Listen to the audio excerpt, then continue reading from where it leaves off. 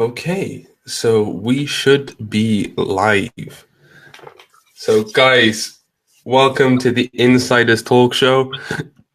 I'm just going to wait a couple of seconds because I know we had some technical difficulties last time bringing Josh on. And in fairness, it wasn't Josh's fault. It was our Welsh internet connection that was the problem.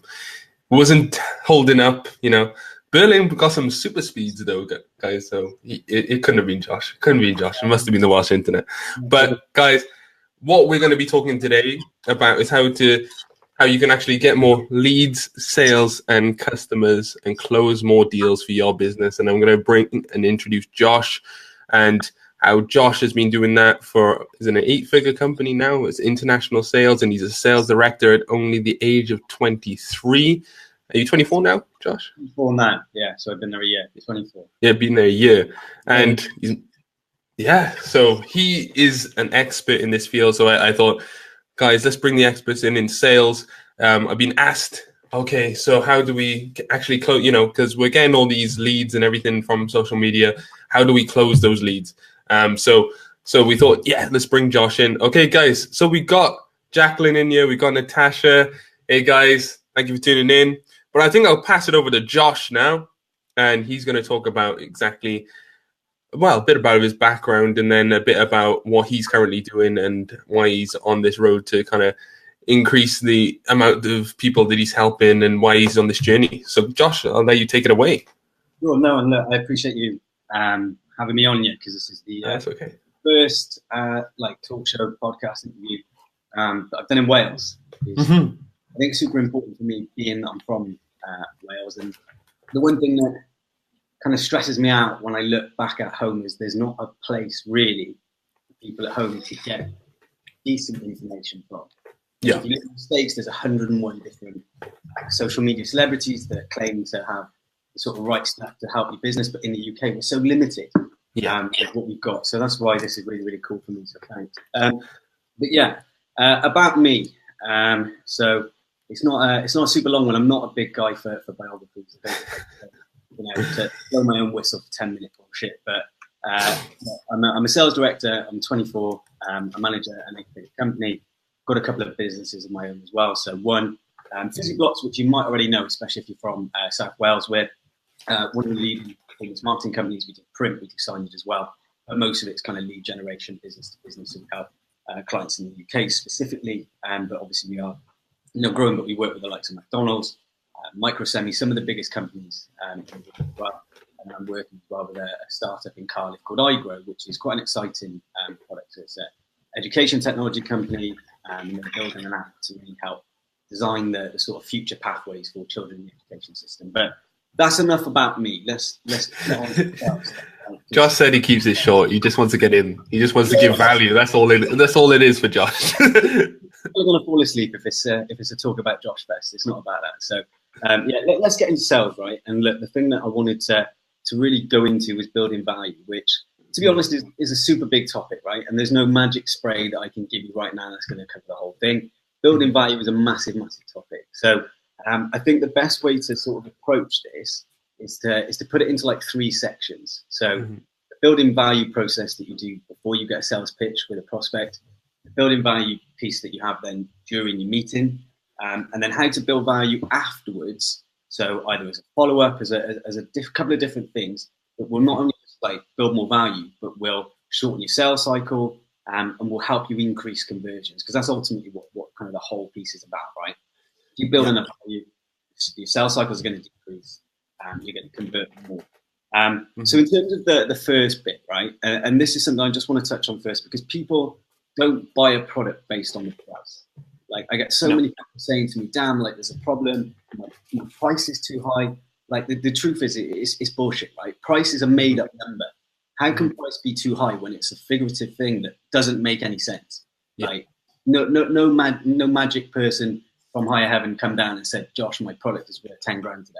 Like, it's a number that we picked out the sky and we put on it. So there's no real way that your product can be priced too high, right? The reason customers are saying that is because they don't see the value. So if you put the value, at a certain level, price is never, ever, ever going to be something that people talk about, right? So That's the first piece, right? So price is made up. That's the first thing you've got to realize. In terms of pre-sale, right? So there's a million different things that you can do pre-sale, and it depends ultimately on the different channel that you're using to prospect, or the different way that you're using, the different channels that you're looking to approach the customer. How are you going to get them to give you their attention, give you their time? So for most of us, I would like to think in B2B that's LinkedIn, and if it's not, it should be for sure. Like you're given a massive opportunity to connect with decision makers from companies in an environment that they feel safe. It's a space where they'll connect with people based on you being like-minded. So they're happy to connect with you. And the other reason why you should be on them is because you haven't got a gatekeeper. If you're trying to cold call the CEO of a company, the likelihood is they've got an assistant, they've got somebody else blocking you. So you've really got to, take the platform serious. LinkedIn's the place to be. So how do you build value using it, right? It's a big topic, but the main thing here, building value isn't just a one piece of information thing. Building value is a process. So you've got to dedicate at least a month or 2 months to actually doing this process, to do it properly. So you've got to position yourself as an expert. You've got to position yourself as a key person, the go-to person in whatever industry or market it is that you serve, right? So how do you do that? That's the main question. So there's a couple of different ways. Mainly your profile. So if everybody's got a LinkedIn profile, you've got to consider that like a landing page for you and your business, right? So it's going to tell them your professional achievements, but more importantly, because so many people treat it like a CV. So many people get a LinkedIn profile and it's, I was a sales assistant at X company. I did this, and this there. That doesn't matter to your prospect, right? What you've got to do is use the LinkedIn profile to actually give as much value about what you do as possible. So use that as a sales page. Use that as an aid to get them into your funnel, and then make sure that you have call to actions to get an email address, to get something from them tangible. So have an optimized profile. So your tagline's got to be short, and it's not, I'm an entrepreneur, I'm a visionary, because that's the other thing. So many people have bullshit taglines that are inflated, that don't make sense. The person doesn't care whether you're Richard Branson. The person cares how you can help them overcome their business challenges, right? So your first snippet, the tagline that they see first is, I help companies achieve X by doing X. That's it. Just pull them in. It's to spike curiosity. It's to get them into the first part of the funnel and look further down your profile. The second bit's a profile picture, and you haven't got to be Cheryl Cole. You haven't got to be the world's best looking person to have the right headshot, right? I've got to check yours out now. Yeah. I mean, obviously, it helps if you're better looking. I'm sure the ladies, yours are going to convert better than mine would, right? Or like with his biceps, if he sat there in a nice tight shirt, it's going to work better than me. But, a nice headshot, right? So you've got to make the same impression that you would as if you met somebody in person. So if you're at an event and you're sat there with a face like a smacked ass, the likelihood of someone coming over and speaking to you slim. So you've got to make sure that it's a light profile picture, and you look like a person that they want to talk to, right? So just to keep that in mind. And then the second bit then from there is the summary. So you'll see that on LinkedIn, for example, you have a big summary section. And that is massive, right? That is a chance for you there, figuratively, to kind of give the person an elevator pitch. So you've got to use that space, not to talk about how wonderful you are, not to say, because that's like people, I'm a best-selling author, I'm this, I'm on Forbes magazine, blah, blah, blah. Your prospect doesn't care. It's like, look, I work with companies to help them achieve X by doing X. I help them overcome X challenge by doing X. I work with X company, X company, X company. So include competitors, because that's another thing that will add massive value to your sales cycle, right? If you can drop competitors that you're working with, so irrespective of whether you work for small local businesses, big national companies, if you can drop points of reference, if you've got competitors or well-known companies in the industry that your prospect's going to know, if you can name drop them, that's going to build your credibility so much more. So they're competitors. They're competitors, 100%. Like if they see that you're working with somebody that they're rubbing up against every single day, I think, shit, like if these guys are using them, we need to take a look at least. Like that's the reality. People are always kind of skeptical on what they're missing out on. So if they're seeing that it's proven, if you're working with somebody that they want to compete with, they're 100% going to look at you more. So optimize your LinkedIn profile. That's kind of the main bit. So look at your tagline, look at your headshot, and then pay real attention to your summary. Make sure it's broken down properly. It gives massive value. It shows the person not how great you are, what you can do for their business. It doesn't matter what sort of how 9 coat of gold your product is. Don't fluff the product out. Tackle the challenge. What challenge do your prospects face? You need to understand that. So how my product help them overcome X? So if you use social media marketing, right? You sell. So rather than just saying like, I help people grow their Instagram followers. That's not the point, right? That's not going to turn a prospect on. It's not even saying something like that. It's going to be, I help X companies leverage Instagram to increase their sales revenue, or I help companies put their ads in front of the right people across social media. Like that it's just tackling the challenge and try and relate everything to money, because that's the main thing. Businesses don't survive without that. So if you can relate everything that you do to money, so rather than just say, I'll increase your reach on Facebook by X, rather than saying that, say, look, I'm going to put your ad in front of X hundred people with X conversion, which is going to do X amount in sales, which is going to mean this amount to you, John. Yeah. So add the numbers as well. So be specific. Numbers are crucial, and so many people are scared of doing it. People say, "Oh, I can't give guarantees. I can't do this." Look, they're not going to put a gun to your head. It's not a guarantee. No. What you're saying is, John, look, if I put your ad in front of X amount of people with the average conversion in the industry being X, this is how much money you could potentially get, John. Can you afford not to take the risk? Can you afford not to work with me? I'm potentially expose you to this many people that want to buy your product. That's literally how you've got to approach LinkedIn. Whether it's like, even it's the same for Facebook. Like if you're prospecting on Facebook, you do your prospecting by email, whatever. The first bit that when they're asking you about your product, don't tell them how great your product is for you. Tell them what the product helps them do, what it helps them, how it can help their business grow. Relate it to a real problem, a real challenge, and you're going to get better response. Yeah, I really feel what you're saying there, because the kind of analogy that we have is to say everything that we say, so what at the end. It's true. And then you get to the deep meaning of why you actually do it. So, ask that, okay, so you do this, so what? What does that mean for me? Because at the end of the day, they're in it for themselves. At the end, you got to give value, so they get something. So you got to provide that value and what you're going to get from them. So what's their takeaway? No, it's true. People don't care about me and you. People care about, if they're speaking to us, how can we help them? If you're speaking to a chief marketing officer of a Fortune 500 company, their time, their 20 minutes that they give you is worth thousands of pounds, quite literally. If they're prepared to give you 20 minutes of their time, which is technically worth hundreds or thousands of pounds, they don't want to know about you. No. What you can do. You can always add in the extra question of, what can this do for them? Why? Why? And it's like I said, it's not about the product. People put it too much on the product. Oh, it's got this feature. It's got this feature. Yeah, like, feature doesn't matter. And look at what the outcomes are. Like it is that simple. I mean that's kind of the main element. Obviously, if you guys don't use social media, LinkedIn, Facebook, whatever, to prospect, that's probably not useful. But if you cold call in, if you're ever, then put a question in about that, because certainly stuff that you can do pre-sale to add value, even by a cold call. But most of that's going to into your elevator pitch. So if you're cold calling a prospect to set up the meeting, obviously you've got like an elevator pitch. Your job is when they answer the phone is to give them a really short, snappy intro into your business to nail down. So how you add value there is again, it's just talk about the same thing. It's not, hey, John, like my product's the best in the world. It's, hey, John, look, I want to speak to you right now because I've just helped X competitor do X. John, does that sound like something you want your business to do? Yeah, of course.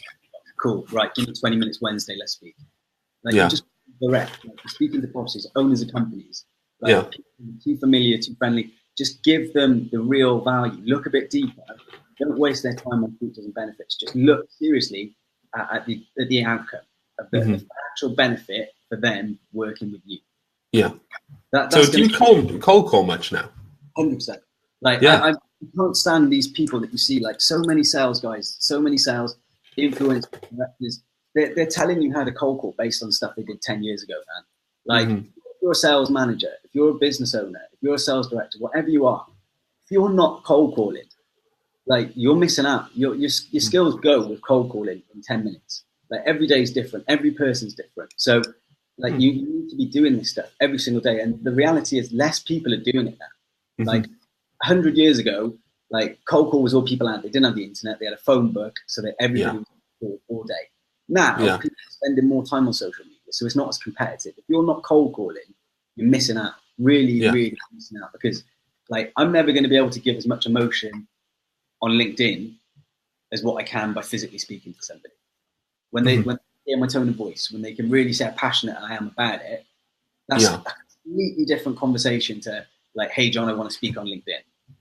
Like there's no real emotion. So seriously, you've got a cold call. The offices, don't try not to go through offices. Don't try and fight against like assistants and things like that. Go straight to the boss. Get their mobile number. It's so easy to sort a mobile number these days that if you go directly through to the person, the results are a million times better. So one cheap way that I do it, it doesn't work for everyone, but especially for smaller businesses and even bigger businesses, to be fair. If you just go on Google, type in the person's name that you want to speak to, type in their job title, their company, and then their dial code. So if I wanted to speak to you, I'd say like Liam Davis, Social Media Insiders, +447. The likelihood Google will somewhere have your number based on a press release that you've done, an old website that you might have made. Like if you haven't put your privacy settings on your website, things like that back in the day when you bought it. Like, Daddy or whoever sometimes like leave your mobile number to display. There's a million ways that you can find it, but even if you can't find it through that, then ring the office and get it. Like ring the assistant and say, look, you know, whatever your name is, I've got a meeting with John in 20 minutes. Can I have his number? Like I've lost it. Like, I'm in an airport. I haven't got my phone, but be a bit creative, right? Obviously, like I've heard some wacky scenarios. Saying brother, and they're late for a birthday party. And I've lost my phone or something like that. Like be modest, don't lie, like too much. Obviously, lie. Not too much. But don't lie too much, right? Just, you're not a brother. You're not a family member. Nothing tragic's happened. But like if you're flying over, you're meant to have whatever. Like just do what you can to get the number. But the main thing with that, if you're speaking to an assistant, secretary, whatever, they're really smart people. And people really undervalue how intelligent these people are. And the reality is their job is to stop people like me getting their boss on the phone. So they can smell bullshit from a mile away. So when you're speaking to them, you've got to speak to them the same way their boss would. That's how you really get the best result from it. So, you know, don't be on the phone too long. Don't be all fluffy and like, you know, how's your day been? What's the weather like? Just, hey, look, I've got a call with John in 10 minutes. I've lost his number. Can you just give it to me, please? How does it start? 074, whatever. And then they'll just lean off you. Like you're meant to be busy. You're meant to be a boss on the same level as the person that you want to speak to. Yeah, act like it.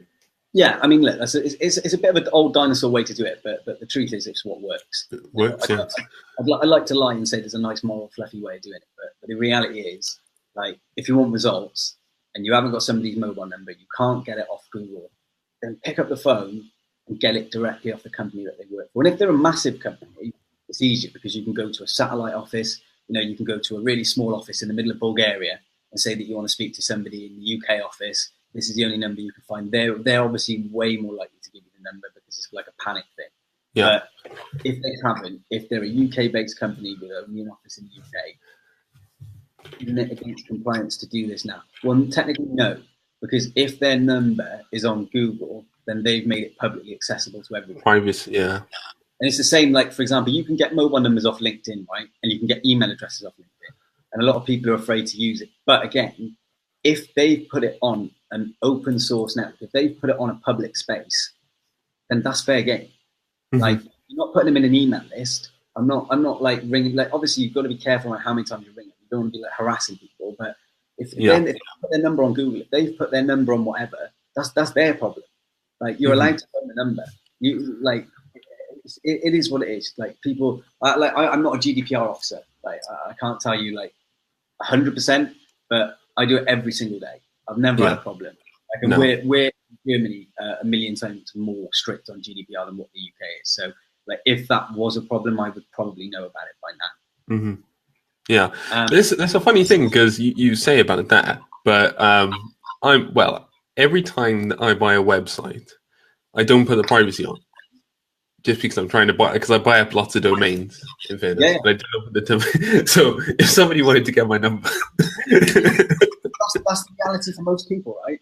Like you're buying them now based on something you're going to do in 5 years. Yeah. That's what happened to the guy that now owns the 100 million quid business. Yeah, He sat in his room one day buying up domains for something he was going to do in the future and thought, I don't want to pay the extra 10 quid today to safeguard my telephone number. I don't really care. Yeah. I don't know. I'm thinking about changing it. Come back and change it because the amount of phone calls I get all the time now.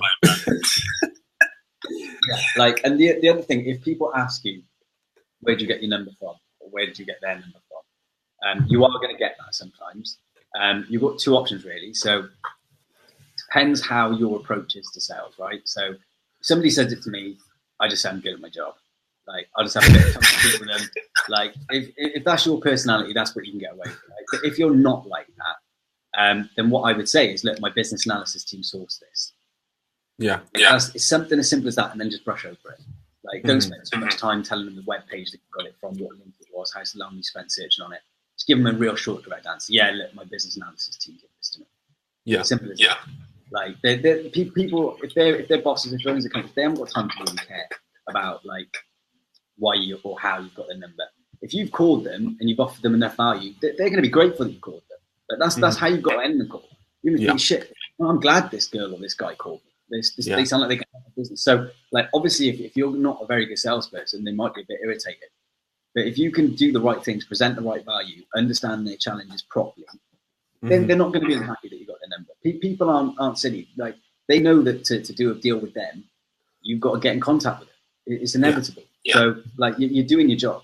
That's the reality. People aren't going to start causing you too many problems and stuff like that. Yeah, I would, just thinking about that because we employ for cold calling and stuff. So that is something that works for us as well. So I just wondering if it's something that you guys do as well. Then, or will we just be archaic? What's that? I was just wondering because it's something that we do that I employ for, but I was just wondering if we would be an archaic in the way that we do things, but it works. No. I think people that don't do it are just they're the ones missing out. Like, you can do. It comes down to calling versus LinkedIn versus email versus anything, right? Like, wherever you get the direct contact with a person, that's going to win every time.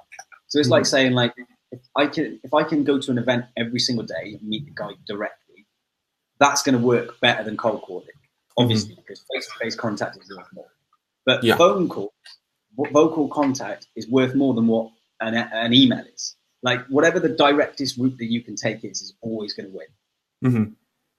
So if you're not doing cold call, seriously do it. Like, it's not hard. And one other thing you can do, if you're not super comfortable being a hard salesperson, which I get a lot of people aren't, right? Like, if you're selling to local businesses, this is something that me and Nathan did. So Nathan's the guy that owns the performance marketing company with me, right? When we had our office in the UK, I just picked up the phone one day, went to the phone, and started ringing local businesses. Hey, Jeff, it's Josh from Fizzy Blocks. Look, we're new in the area. I just wanted to introduce ourselves, say what we do, like, and if there's anything that we could potentially do for you in the future, I'd love to hear from you. Just ring them up and just raise the awareness. Like, you don't have to be cutthroat and necessarily try to sell them if that's not your style. But make people aware of who you are. Like, just ring them up, say you're new in the area, like, this is what you do. People aren't going to be, like, massively against that. Like, especially if you're selling to smaller businesses. They're kind of all on the same boat, so they're actually going to appreciate it. I never really had a bad bit of feedback from just doing that exercise. And if you do it enough, eventually you're just going to stumble on a golden goose that's just ready to buy your product. That's inevitable. It's a numbers game. So, obviously, I'm going to say be a salesperson, be a hardcore salesperson. Everybody should be a salesperson. Like, if you're in business and you don't class yourself as a salesperson, you seriously need to. Because, like, this is the thing that irritates me, right? Sales has become like a tetchy word, scary word. People are, I don't want to be known as a salesperson. It's hardcore. It's sly. There's all these connotations with it, right? But, like, if you look back, like, X amount of years ago when people used to do balance sheets in the US, like, the top thing you would see on there was sales. That was the first thing you would see on the end of sales. So the first number. Obviously now it's been changed to revenue because the accountants like to make things sound more, like, educated and fluffy, and sales is a bad word. So it's all been changed. Sales are the thing that, like, if you concentrate on that, your business is going to be indispensable if that's all. If you can really master sales, you can't fail. So if you're a business owner and you're walking around saying you're a managing director, you're not. You're a salesperson. You're trying to push your business. You need people to buy your product.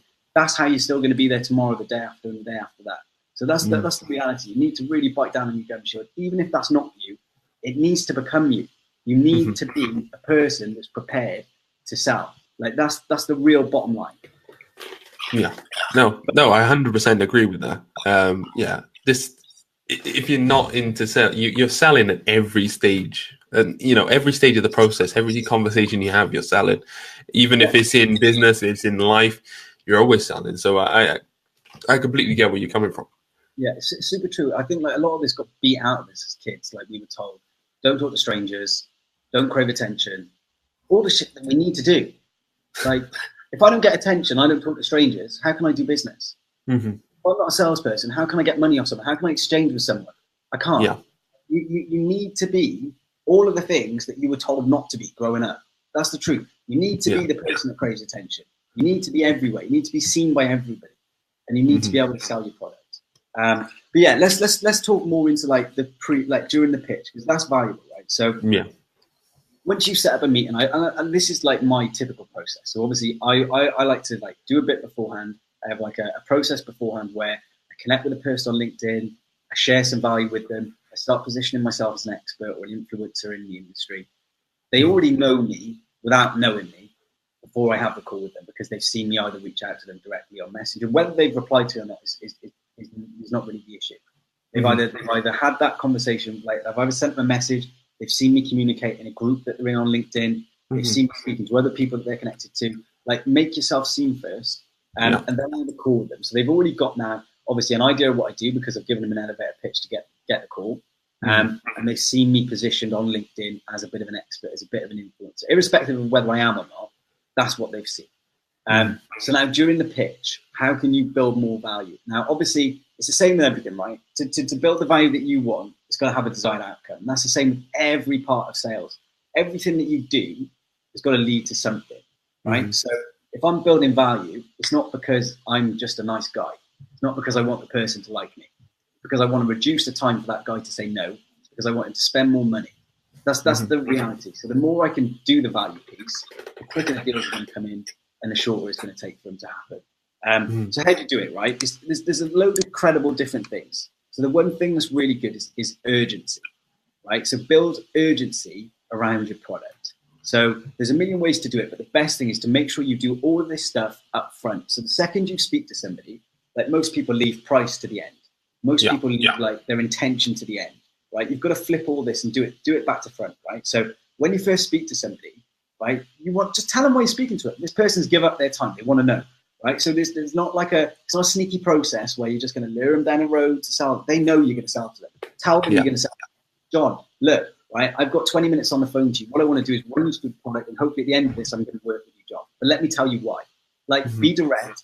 Tell them exactly why you're speaking to the person, and build urgency. So urgency, for example, if I'm selling a webinar, let's give you a live practical example. If I'm selling a webinar, if I'm selling an event, the best way to build urgency is when I speak to the person. So say I'm pitching a marketing director to come to an event, or even if someone comments, what do you sell? We'll actually do some live examples how you can build urgency. But if I'm a marketing person, right? If I'm selling to a marketing person, I want them to come to an event. The way I would build urgency is when I first speak to them, I say, John, look, I'm working with X marketing person, and I'm working with 100 marketing people, marketing directors from the UK. We're looking to get 120 down to this event in July, whatever, to network, to mind share, and to discuss the problems in your industry. John, I've got 20 positions left. Say it up front. Like, if you leave it last, then it's less believable, because they're saying, well, why didn't you tell me that at the start? Like, at least if you're telling them up front that there's like a timeline on what you need them to do, they know that up front. So if they've got an issue with that, if then their calendar is busy in July, they can say up front, and I can move on to the next person. It's no problem. But if you do it up front and then they're still going to listen to you, you know that they're genuinely considering it. So build urgency around your product. Like, obviously, if somebody does send what they do, then I'll help you out as to how you can do it. But build urgency is the main thing.